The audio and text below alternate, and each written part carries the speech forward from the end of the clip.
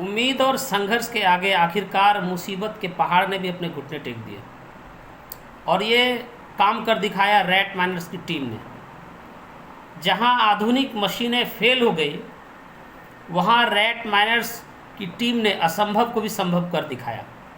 जी हाँ, मैं बात कर रहा हूं उत्तराखंड के सिलक्यारा टनल में फंसे 41 मजदूरों को सुरक्षित बाहर निकालने की। आखिरकार पूरे 17 दिन यानी 400 घंटे के बाद जो है मजदूरों को बाहर निकाल लिया गया, जिसके बाद श्रमिकों के परिजनों में खुशी का माहौल देखने को मिला और उनके परिवारजनों ने राहत की सांस ली होगी निसंदेह। एक एक कर जब मजदूर बाहर आ रहे थे तब सभी के चेहरों में चमक थी, और हो भी क्यों ना, आखिर जिंदगी और मौत की जंग में जीत उम्मीद की हुई। पता नहीं इन 17 दिनों में उन लोगों ने क्या क्या नहीं झेला होगा। और इस रेस्क्यू ऑपरेशन के दरमियान जो है भारत सरकार और राज्य सरकार दोनों ने मिलकर अदम्य साहस का परिचय देते हुए इस रेस्क्यू ऑपरेशन को सफल बनाने में अपना महत्वपूर्ण योगदान भी दिया। रेस्क्यू ऑपरेशन के दरमियान उत्तराखंड के सीएम पुष्कर सिंह धामी भी मौजूद थे, और जब एक एक करके मजदूर बाहर आ रहे थे तो उन्होंने सभी का स्वागत फूल मालाओं को पहनाकर उनका किया और गले लगाकर किया। काफ़ी भावुक क्षण भी था। और सबसे बड़ी बात है ये हमारे पश्चिम बंगाल के लिए कि हमारे पश्चिम बंगाल के कूच बिहार के मानिक तालुकदार भी उन मजदूरों में से एक थे जो उस टनल में फंसे हुए थे। उनके बाहर निकलने की जानकारी जब उन्हें मिली, उनके परिवार वालों को मिली, तो उन्होंने भी शंख बजाकर अपना खुशी जाहिर किया और पूरे गांव में जो है बहुत ही बड़ा उत्सव का माहौल भी देखने को मिला। टनल में फंसे रेस्क्यू ऑपरेशन की ओर जो है पूरे देश की नज़र थी। देश में सभी लोग ये दुआ कर रहे थे कि टनल में फंसे सभी 41 मजदूर जो है सुरक्षित बाहर वापस आ जाए, और ये सभी की दुआओं का ही असर है। और सबसे बड़ी बात रेस्क्यू ऑपरेशन टीम के अदम्य साहस मेहनत का असर है कि सभी मजदूर सुरक्षित बाहर वापस आए और साथ ही साथ स्वस्थ भी थे। आश्चर्य की बात है कि सभी 41 मजदूर 17 दिन तक टनल में अंदर फंसे रहने के बावजूद भी पूर्णतः स्वस्थ पाए गए। प्रधानमंत्री मोदी ने भी सभी देशवासियों को उनके सफल सुरक्षित लौटने को लेकर सभा में सभी से अपील भी की थी। ये कहा था उन्होंने कि टनल में जो भी मजदूर फंसे हुए हैं उसके लिए सभी दुआ करें, हम पूरी मेहनत कर रहे हैं। प्रकृति भी जो है चुनौती हमें दे रही है, लेकिन हम उन सभी चुनौतियों का सामना कर रहे हैं और आशा कर रहे हैं कि सभी मजदूर सुरक्षित बाहर वापस ला लिए जाएंगे। इस क्रम में बड़ी बड़ी मशीनें मंगाई गई, ड्रिलिंग मशीनें मंगाई गई, सेना मैन पावर लगाया गया। अमेरिका से भी मशीनें मंगाई गई थी जो इस रेस्क्यू ऑपरेशन में काम करने का प्रयास कर रही थी, सहयोग करने का प्रयास कर रही थी, और काफ़ी मशक्क़त करने के बाद जो है इस ऑपरेशन को, रेस्क्यू ऑपरेशन को सफल भी बनाया गया। लेकिन मैं ये कहना चाह रहा हूँ कि आखिर मज़दूर जहाँ काम करते हैं, टनलों में काम करते हैं, बहुत ऐसी ऊंचाइयों पे काम करते हैं, कारखानों में काम करते हैं जहां उनके सेफ्टी प्रिकॉशंस के लिए जो है सरकार, लोकल सरकार, राज्य सरकार आखिर सेफ्टी मेजर्स में ध्यान रखने का प्रयास क्यों नहीं करती है।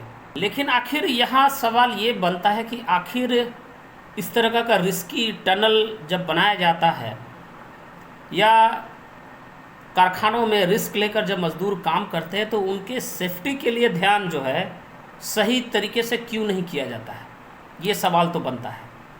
क्योंकि आए दिन हम लोग सुनते हैं कि कारखानों में या बड़े कंस्ट्रक्शन के काम में जो है सेफ्टी प्रिकॉशंस सही नहीं होने के कारण जो है मजदूरों की जान चली गई। हालांकि सरकार ने काफ़ी अच्छा काम किया, राज्य सरकार और केंद्र सरकार ने, और टनल में फंसे 41 मजदूरों को बाहर तो ले आए, लेकिन आखिर इतना रिस्की टनल जो बन रहा था वहाँ पर सेफ्टी के लिए जो मेजर्स होने चाहिए थे, ये सोचना बहुत ज़रूरी होता है कि हमारे मज़दूर जो अंदर जा रहे हैं काम करने, माइनिंग के लिए हो या टनल में हो काम करने के लिए जब जा रहे हैं तो दुर्घटनाएं हो भी सकती हैं, और उन दुर्घटनाओं से निपटने के लिए आप किस तरीके का सेफ्टी प्रिकॉशंस ले रहे हैं, सेफ्टी का आप कितना ध्यान रख रहे हैं, ये सोचने वाली बात होती है। अब ये रेस्क्यू ऑपरेशन इतना लंबा चला, 17 दिनों तक लोग परेशान रहे। पूरे भारत में, पूरे भारतवासियों ने दुआएं करी कि सारे मज़दूर जो हैं बाहर सुरक्षित वापस आ जाएं। एक पुरानी घटना है 1984 की, भोपाल गैस त्रासदी, जिसमें हजारों लोग मारे गए थे। उस घटना के पहले भी जो है कई बार ये वार्निंग्स दी भी गई थी कि दुर्घटना हो सकती है। लोकल लोगों ने भी आवाज़ें उठाई थी, लेकिन कंपनी और अथॉरिटीज़ ने जो है कोई ठोस कदम नहीं उठाई।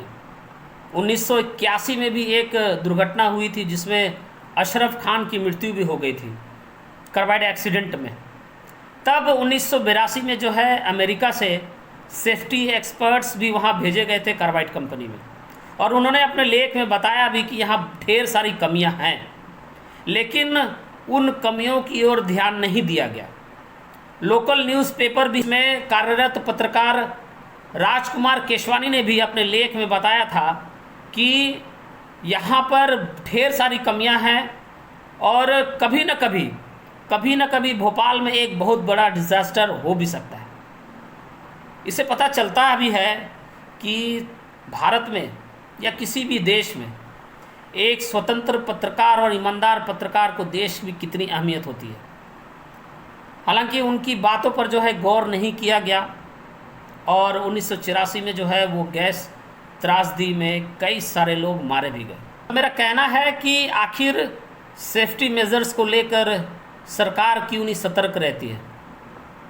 अगर सेफ्टी मेजर्स में कमी होने की वजह से कोई मज़दूर दुर्घटना का शिकार हो जाता है या उसकी मृत्यु हो जाती है, तो उसकी वजह से जो है उसके पूरे परिवार पर आर्थिक संकट गहरा जाता है। ढेर सारी परेशानियां होती हैं, और जब कंपनी या सरकार अपनी जिम्मेदारी सही तरीके से नहीं निभाती है तो दुर्घटनाएं होती हैं, और जब दुर्घटना होता है तो मरता है सिर्फ एक साधारण मज़दूर जिसका परिवार जो है जीते जी मर जाता है। और तमाम तरह की आप सुविधाएं देने का प्रयास भी अगर करें तो भी उनके जख्मों पर जो है आप मरहम नहीं लगा पाते हैं। तो मेरी सरकार से गुजारिश है कि आप सेफ्टी मेजर्स को लेकर कड़ा रुख अपनाएं और कंपनियों को कड़ा निर्देश दें कि सेफ्टी प्रिकॉशंस लिए जाएं, मज़दूरों का ख्याल रखा जाए, कंपनियां भी जो हैं अपनी जिम्मेदारी निभाएं और अपने मज़दूरों का ख्याल रखें। क्योंकि मज़दूर मतलब मंजिल दूर नहीं। जब मज़दूरों का समूह किसी काम को अपने हाथ में लेता है तो अपनी मंजिल तक पहुंचा कर ही दम लेता है। इसलिए मज़दूरों का ख्याल रखना चाहिए। सारी फैसिलिटीज़, मेजर्स, प्रिकॉशंस सेफ्टी के उनको दिए जाने चाहिए, क्योंकि मज़दूर जो है हमारे देश की रीढ़ है, उनकी बदौलत ही जो है हर काम संभव हो पाता है। और उत्तराखंड में टनल रेस्क्यू ऑपरेशन में जिस तरह से सरकार ने सतर्कता दिखाई है, मज़दूरों को बाहर वापस लेकर आए, ये सराहनीय है। और काफ़ी मशक्क़त करने के बाद जो है मज़दूरों को बाहर वापस भी लाया गया। आप सभी इस रेस्क्यू ऑपरेशन को लेकर क्या विचार रखते हैं, सरकार ने किस तरह से अपनी जिम्मेदारियों को निभाया, ये आप कमेंट करके हमें ज़रूर बताना। जय हिंद।